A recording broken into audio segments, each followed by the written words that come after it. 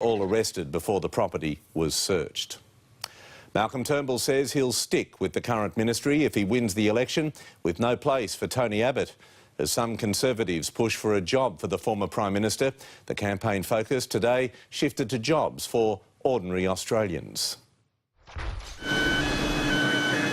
Faced with a threat from the Nick Xenophon team, Bill Shorten trying to reinforce Labor in South Australia. We've got your back. Promising $100 million to save Arium Steel and 3,500 jobs. We need to be a country that makes things, not just about talking about agility and innovation. Nobody wants to take a slide on this in real life, that's for sure. No. As Malcolm Turnbull toured Qantas, talking jobs, growth and the need for innovation. This is not a time to hide under the doona.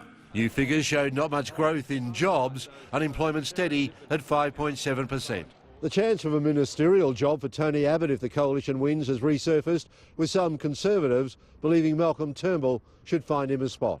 Some people will push for that, and I think it's an issue for Malcolm Turnbull. I'm not expecting to go back into the ministry, and I'm certainly not going to speculate on speculation. But Mr Abbott's reportedly told colleagues if one's offered, he'd say yes, and he'd like defence. I was very comfortable knowing that the matter will be a decision for the Prime Minister. I can tell you what my ministry will be if we win the election. It'll be the ministry as it is today. So nothing for Tony Abbott, as Malcolm Turnbull appealed to voters to make a careful decision on July 2. Treat your vote as though that is the one vote that decides the election. This is a critical choice.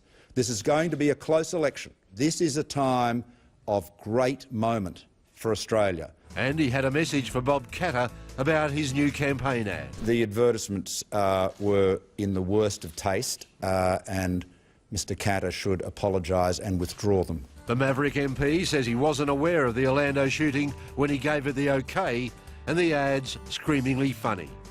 Lane Kelcart, 9 News. And the Prime Minister makes a Sydney pit stop tonight for a multi-faith dinner at Kirribilli House. Nine's Charles Croucher is there for us. Charles, national harmony is sure to be the message.